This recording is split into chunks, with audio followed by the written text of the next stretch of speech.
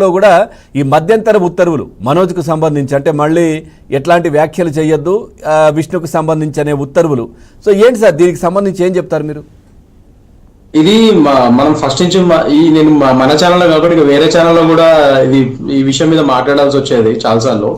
And నేను చెప్పేది ఏంటంటే it just started as a family feared. First ఒక ఫ్యామిలీ కుటుంబ పరంగా జరిగిన గొడవలు ఆస్తి తగాదాల వల్ల అయితేనని క్లియర్ గా తెలుస్తుంది.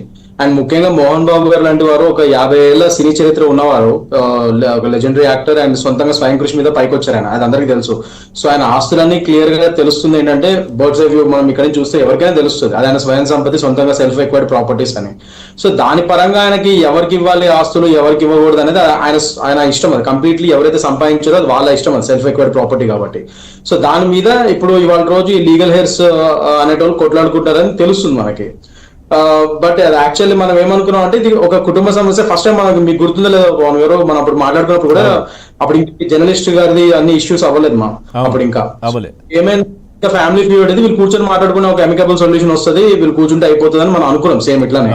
బట్ అది అనుకునే లోపల ఆ ఇంటర్వ్యూ అయ్యే లోపలే ఈ లోపల డివైడ్ అయ్యే లోపల మనది ఇది అయిపోయింది, స్పైరల్ అయిపోయింది, ఇది క్రిమినల్ సైడ్ కూడా వెళ్ళిపోయింది. ఇది మోహన్ బాబు గారు అప్పుడే ఎండ్ అయ్యే టైంలో ఇట్లా జరుగుతోంది, ఇది జరిగింది, జర్నలిస్ట్ పైన దాడి చేశారని చెప్పి నేను అప్పుడే చెప్పా నాకు బ్రేకింగ్ వస్తే.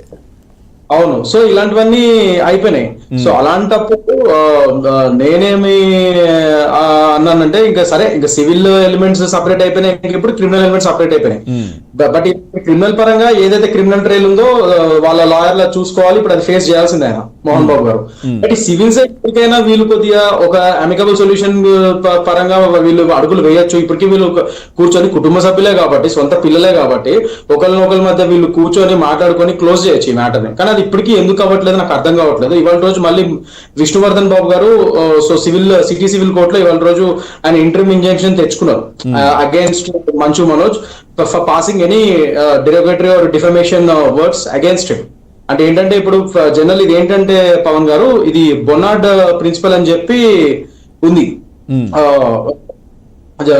బొనార్డ్ ప్రిన్సిపల్ అని చెప్పి దాని మీద అదొక కేసు ఆధారితం, అది బొనార్డ్ వర్సెస్ పెరిమన్ అని చెప్పి 1891 లో అదొక ఫేమస్ కేసులో అది. సో దాని ఆధారంగా ఇంజంక్షన్ ఈ టెంపరీ ఇంజంక్షన్స్ ఏవైతే వస్తాయో డిఫమేషన్ సూట్స్ లో ఇవన్నీ దాని ఆధార దీని బొనార్డ్ ప్రిన్సిపల్ అని కూడా అంటాం అనమాట మనం.